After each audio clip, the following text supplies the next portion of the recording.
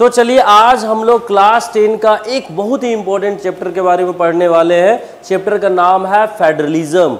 ये जो चैप्टर होने वाला है, this chapter is very important for CBSE and for JAC board also. तो ये जो चैप्टर होने वाला है, the name of chapter is federalism. तो देखते हैं फेडरलिज्म का मीनिंग क्या है, किस तरह का फेडरलिज्म इंडिया में एग्जिस्ट करता है। Federalism is a system of government where power is divided between a central authority and various constituent units of the country. That means federalism एक ऐसा सिस्टम ऑफ गवर्नेंस होता है जहां पावर का separation होता है एक सेंट्रल गवर्नमेंट या और एक स्टेट गवर्नमेंट के बीच में, या फिर ये भी हो सकता है कि स्टेट गवर्नमेंट, सेंट्रल गवर्नमेंट या फिर लोकल गवर्नमेंट भी हो सकता है। So basically separation of power between either two government or more than two government is known as federalism. Federalism का जो मेन स्ट्रक्चर होता है, मेन जो उसका पार्ट होता है, दैट इज पावर शेयरिंग। तो फेडरलिज्म में पावर शेयरिंग होता है, ये फेडरलिज्म का मेन प्रिंसिपल होता है। तो फेडरलिज्म में जो पावर शेयरिंग होता है वो कहां होता है, बिटवीन टू और more than two level of government. उसके बाद देखते हैं फेडरलिज्म, फीचर्स ऑफ फेडरलिज्म।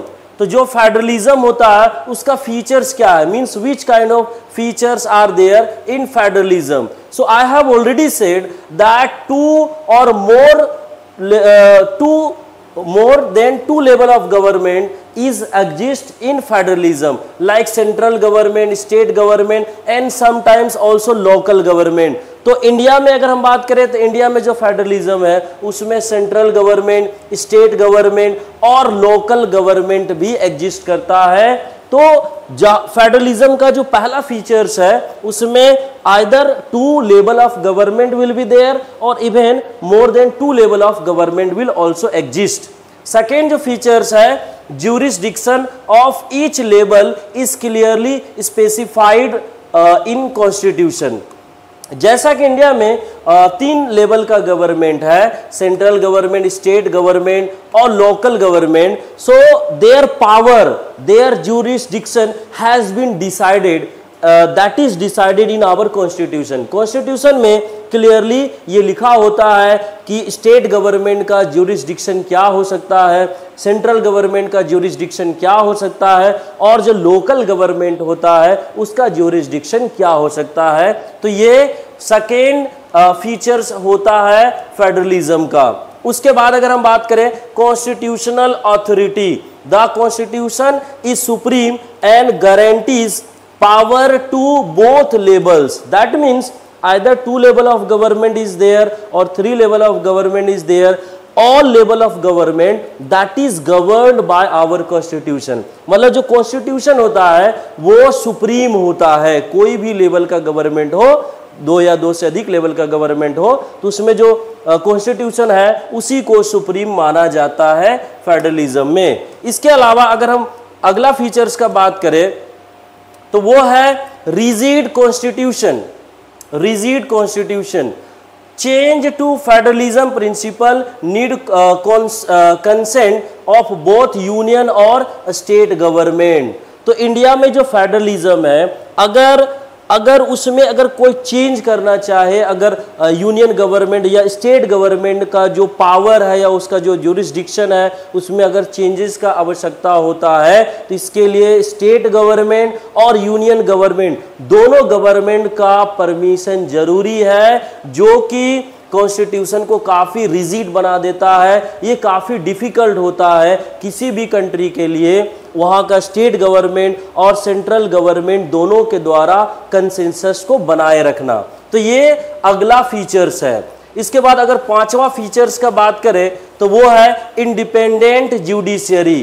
तो फेडरलिज्म में जो स्टेट और सेंट्रल गवर्नमेंट या फिर लोकल गवर्नमेंट भी इंक्लूड होता है, तो वहां पर जो जुडिशियल सिस्टम होता है दैट इज एब्सोल्युटली फ्री, वो फ्री होता है। That means they are not controlled by government directly. indirectly maybe they can be controlled, but directly they are independent. So that is another features of federalism. अगर हम बात करें इसके अलावा अगला फीचर्स के बारे में, तो डुअल ऑब्जेक्टिव्स, दैट मीन्स इसका मतलब ये होता है कि जो फेडरलिज्म होता है वहां पर फेडरलिज्म में डुअल ऑब्जेक्टिव होता है, to safeguard and promote unity of country. पहला जो ऑब्जेक्टिव होता है कंट्री के यूनिटी को प्रमोट करना, और दूसरा जो मतलब ऑब्जेक्टिव होता है दैट इज रीजनल डाइवर्सिटी। जो रीजनल डाइवर्सिटी है उसको भी मेंटेन करना फेडरलिज्म का ऑब्जेक्टिव होता है। So these are the two objectives of federalism. इसके अलावा अगर और भी अगर टाइप्स ऑफ फेडरलिज्म का अगर हम बात करें, तो अभी हम लोगों ने फीचर्स ऑफ फेडरलिज्म को देखा, और अगर हम टाइप्स ऑफ फेडरलिज्म का बात करें तो generally there are two type of federalism. First is coming together federation और फेडरलिज्म। ये क्या होता है? Independent states come together to form a bigger unit. मतलब जो कमिंग टुगेदर फेडरलिज्म होता है उसमें क्या होता है कि मान लेते हैं अगर छोटा छोटा स्टेट होता है या जो रीजन होता है, मान लो इस तरह का छोटा छोटा स्टेट्स या रीजन है, वो सब मिल करके एक यूनिटी बनाता है। इस तरह का जो फेडरलिज्म होता है उसको कमिंग टुगेदर फेडरेशन या फेडरलिज्म के नाम से जाना जाता है। इस तरह का जो फेडरलिज्म है वो बेसिकली आपको यूएसए, स्विट्जरलैंड और ऑस्ट्रेलिया में देखने को मिलेगा। यहाँ पर जो छोटे छोटे स्टेट्स या जो रीजन होते हैं, इसमें पावर का जो डिस्ट्रीब्यूशन होता है, पावर का जो शेयरिंग होता है वो इक्वल होता है। Means all the states are equally distributed power. So this kind of system is in coming together federalism. इसके बाद दूसरा टाइप का अगर फेडरलिज्म का बात करें तो वो है होल्डिंग टुगेदर फेडरेशन और फेडरलिज्म। ये जो होता है a large country decides to divide power between central and state government. मतलब ये जो होल्डिंग टुगेदर फेडरेशन या फेडरलिज्म होता है उसमें क्या होता है कि एक मान लेते एक बड़ा सा कंट्री है, और वो बड़ा सा कंट्री क्या करता है कि वो अलग अलग स्टेट में, अलग अलग रीजन में पूरा कंट्री को डिवाइड कर देता है। इस तरह का डिवीजन हो जाता है उस कंट्री में, उसको एक अलग अलग स्टेट्स में या फिर अलग अलग यूनियन टेरिटरीज में उसको डिस्ट्रीब्यूट कर दिया जाता है। इस तरह का जो फेडरलिज्म होता है that is called holding together federation और federalism.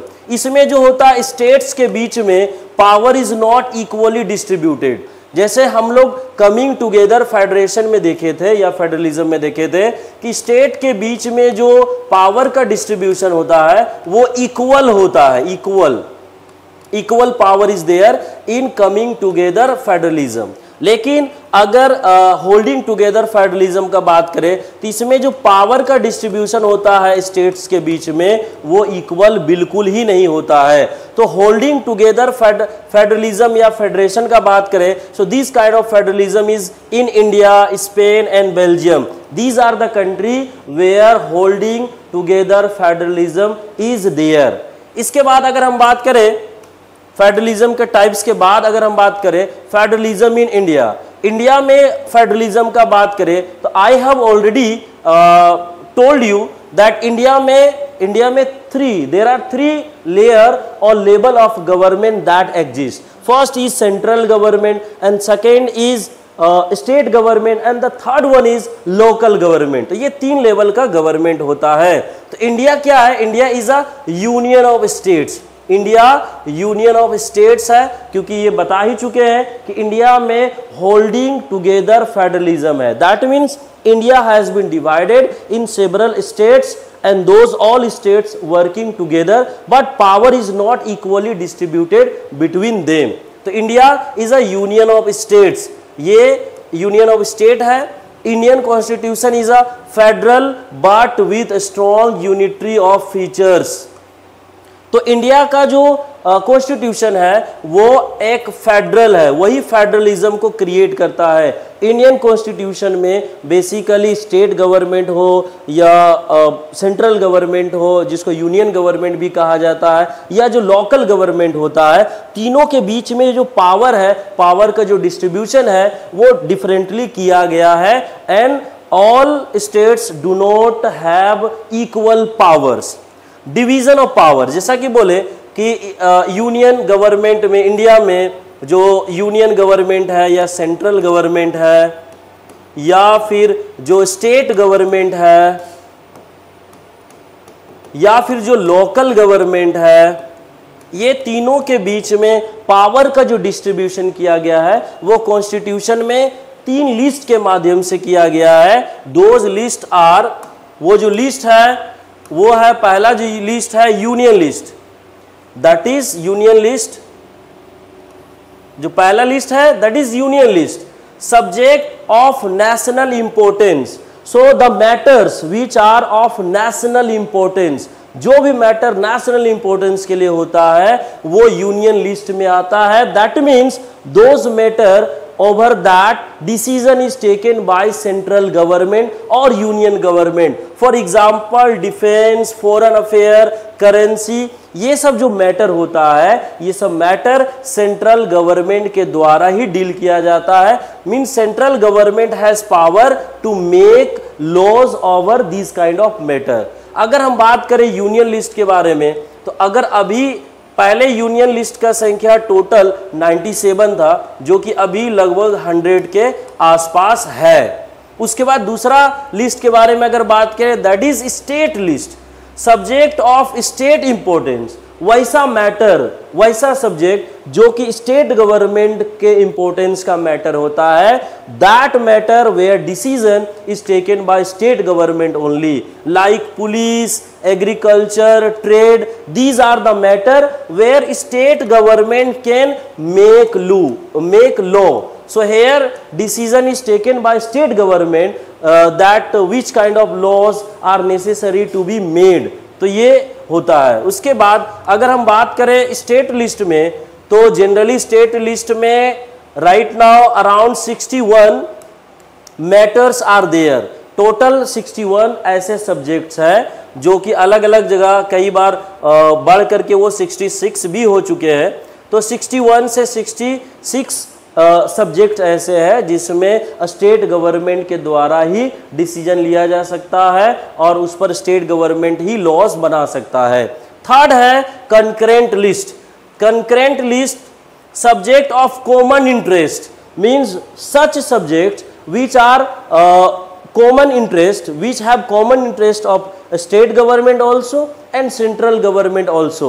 Those kind of matter will come under concurrent list. जो concurrent list होता है उसमें कुछ एग्जाम्पल जैसे education, forest, marriage, trade union, okay etcetera. So these are the matter where both state government and central government, those both government will take decision. तो इस तरह से ये जो 3 गो लिस्ट है, यूनियन लिस्ट और स्टेट लिस्ट और आपका कॉन्करेंट लिस्ट, ये तीनों लिस्ट के माध्यम से स्टेट गवर्नमेंट, सेंट्रल गवर्नमेंट और लोकल गवर्नमेंट के बीच में पावर का डिस्ट्रीब्यूशन इंडिया में किया गया है. इसके अलावा कुछ ऐसे भी मैटर होते हैं जो ये तीनों लिस्ट से बाहर है, उसको रेजिड्यूअरी सब्जेक्ट्स कहा जाता है. लाइक आईटी, साइबर लॉज, ये जो मैटर होता है रेजिड्यूअरी मैटर्स, मतलब ये जो मैटर है वो बाद में ऐड किया गया था और ये मैटर भी यूनियन गवर्नमेंट के द्वारा ही टेकल किया जाता है. तो ये अलग है, ये आपका स्टेट या यूनियन लिस्ट से बाहर का मैटर है. इसके अलावा अगर हम बात करें special features of Indian federalism, Indian federalism का अगर हम स्पेशल फीचर्स के बारे में बात करें, so linguistic state recognised of states of the basis of language. तो इंडिया में बहुत सारे स्टेट का जो डिवीजन है वो लैंग्वेज या लिंग्विस्टिक बेस पर किया गया है.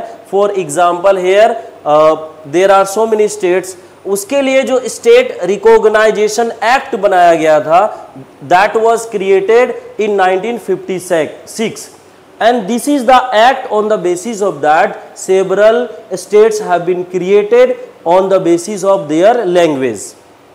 इसके अलावा अगर हम लैंग्वेज पॉलिसी के बारे में बात करें, इंडिया में जो लैंग्वेज पॉलिसी है वो क्या है उसके बारे में देख लेते हैं थोड़ा। तो अगर लैंग्वेज पॉलिसी के बारे में बात करें, Hindi is the official language but English is also used. Hindi यहाँ का ऑफिशियल लैंग्वेज है, इंडिया का ऑफिशियल लैंग्वेज हिंदी है, लेकिन इसके अलावा इंग्लिश भी ऑफिशियल लैंग्वेज के रूप में यूज किया जाता है। States are free to have their own official languages. कोई भी स्टेट गवर्नमेंट पर किसी तरह का बाउंडेशन नहीं है। That means state government are totally free. They have to decide that which language will be their official language. Like take an example of Tamil Nadu, their Tamil is official language. Malayalam language is another official language of different states. Similarly, in different states, in Maharashtra also, in Maharashtra basically Marathi is the official language of there. तो इस तरह का जो state होता है, state government पर छोड़ दिया गया है कि वो डिसाइड करे कि उस स्टेट का ऑफिशियल लैंग्वेज क्या होगा। इसके अलावा सेंटर स्टेट रिलेशन, इंडिया में सेंट्रल गवर्नमेंट और स्टेट गवर्नमेंट के बीच में जो रिलेशन होता है वो भी कॉन्स्टिट्यूशन के द्वारा डिफाइन किया गया है, जिसमें पावर का डिस्ट्रीब्यूशन किया गया है। इसके अलावा balance of power changed over time, balance of power change over time. जैसा कि हम बोले कि पावर का जो डिस्ट्रीब्यूशन है वो इक्वल नहीं है इंडिया में स्टेट्स के बीच में, और वो जो बैलेंस है, वो जो पावर है वो टाइम टू टाइम चेंज भी होता है। Before 1990 central government dominated states. 1990 के पहले जितना भी स्टेट गवर्नमेंट बनाया जाता था उसको डोमिनेट किया जाता था सेंट्रल गवर्नमेंट के द्वारा। तो वहाँ पर जो स्टेट और सेंट्रल गवर्नमेंट के बीच में जो रिलेशन होता था that was really not good. But after 1990s era of coalition politics was started, more power to states, importance of states government increase। उसके बाद क्या हुआ, 1990 के बाद ज़्यादा से ज़्यादा कोलिशन गवर्नमेंट का फॉर्मेशन स्टार्ट हो गया, जिसके कारण जो स्टेट गवर्नमेंट का जो इम्पोर्टेंस होता है वो इंडियन पॉलिटिक्स में इंक्रीज हो गया। इसके बाद अगर हम देखते हैं डिसेंट्रलाइजेशन इन इंडिया, इंडिया में जो डिसेंट्रलाइजेशन है, decentralisation means distribution of power. तो डिसेंट्रलाइजेशन इंडिया में federalism extended to local 73rd and 74th constitutional amendment that was done in 1992। तो इंडिया में जो बैलेंस किया गया उसके लिए 3 tier of government was created. India में 3 लेवल का गवर्नमेंट को बनाया गया, जिसमें यूनियन गवर्नमेंट बनाया गया, that is government of national level. उसके बाद स्टेट गवर्नमेंट बनाया गया, ये जो गवर्नमेंट होता है स्टेट लेवल का होता है। उसके बाद जो लोकल गवर्नमेंट बनाया गया जो कि विलेज और टाउन और सिटी लेवल का गवर्नमेंट होता है। तो इस तरह का 3 लेयर और 3 level of government that was created in India. उसके बाद अगर हम बात करें रूरल गवर्नमेंट और पंचायती राज, अगर पंचायती राज के बारे में बात करें, पंचायती राज या रूरल गवर्नमेंट जो होता है वो लोकल गवर्नमेंट में आता है। सो in local government there is ग्राम सभा, all the voters in a village are members। तो ग्राम सभा का जो मेंबर होता है उस गांव का जितना भी वोटर्स होता है सारा उसका मेंबर होता है। Gram panchayat elected body of representative, gram panchayat कौन होता है, जो ग्राम का जो वोटर्स होता है उसके द्वारा जो इलेक्टेड होता है वो ग्राम पंचायत का कहलाता है, ग्राम पंचायत का रिप्रेजेंटेटिव होता है। इसके बाद अगर हम बात करें ग्राम पंचायत के बाद तो जिला परिषद एट डिस्ट्रिक्ट लेवल, जिला परिषद का जो काम होता है वो डिस्ट्रिक्ट लेवल पर होता है, ये भी आपका लोकल गवर्नमेंट का ही पार्ट्स होता है। Now understand about urban local government. अब अर्बन एरियाज में, जैसे विलेज एरिया में, जो विलेज होता है, विलेज में अगर हम लोकल गवर्नमेंट का बात करें तो वो पंचायती राज होता है, पंचायती राज होता है। लेकिन अगर हम बात करें अर्बन एरियाज में जो लोकल गवर्नमेंट होता है उसको म्युनिसिपैलिटीज कहा जाता है। जो स्मॉल टाउन्स वगैरह होता है उसमें ये गवर्न करता है। इसके लिए जो बड़ा जो स्टेट्स होता है, बड़ा जो सिटीज होता है, टाउन होता है, उसके लिए म्युनिसिपल कॉरपोरेशन बनाया जाता है। ये अर्बन एरियाज का लोकल गवर्नमेंट होता है। इसमें ward committees for a local participation, ये चाहे वो म्युनिसिपल कॉरपोरेशन हो या म्युनिसिपैलिटीज हो, तो वहाँ का जो वोटर्स होता है वह वार्ड कमेटी का मेंबर होता है। Specially those people are member those who are elected by people of that particular area. इसके बाद अगर हम करें significance of federalism in India में अगर फेडरलिज्म का क्या इंपॉर्टेंस है उसके बारे में बात करें तो promote unity while respecting diversity. तो इंडिया में यूनिटी और डाइवर्सिटी को प्रमोट करने के लिए federalism is required. Prevent dominance of one region और लैंग्वेज, तो लैंग्वेज और रीजन के डोमिनेंस को खत्म करने के लिए भी federalism is also required. Brings governance closer to people through local self government, तो जो लोकल गवर्नमेंट हो, चाहे वो अर्बन एरियाज का गवर्नमेंट हो, चाहे वो पंचायती राज गवर्नमेंट हो, तो ये सारा जो गवर्नमेंट होता है वो लोकल लोगों को क्लोजर लाता है। और ये एक बड़ा ही इंपॉर्टेंट फीचर्स होता है फेडरलिज्म का। इसके अलावा strengthen democracy by giving more voice to state and local bodies. इसके अलावा क्या होता है कि जो स्टेट गवर्नमेंट या लोकल गवर्नमेंट को ज़्यादा से ज़्यादा सपोर्ट किया जाता है फेडरलिज्म के माध्यम के द्वारा। तो ये सारा इम्पोर्टेंस सिग्निफिकेंस है। तो एग्ज़ाम के हिसाब से अगर हम देखें तो एग्ज़ाम के हिसाब से आपको ये सारा पॉइंट्स, जो की पॉइंट्स है वो आपको ध्यान में रखना चाहिए, जिसमें लिंग्विस्टिक रिकॉग्नाइजेशन, इसके अलावा language policy and coalition government after 1990। इसके अलावा जो पंचायती राज एम्पावरमेंट है, so these are the important points, those are basically important for the exam point of view. तो आज हम लोगों ने इस चैप्टर में, इस वीडियो में फुल चैप्टर को कवर किया है। ऐसे ही और भी वीडियो पाने के लिए आप बायोगुरु चैनल को लाइक और सब्सक्राइब करिए। Thank you.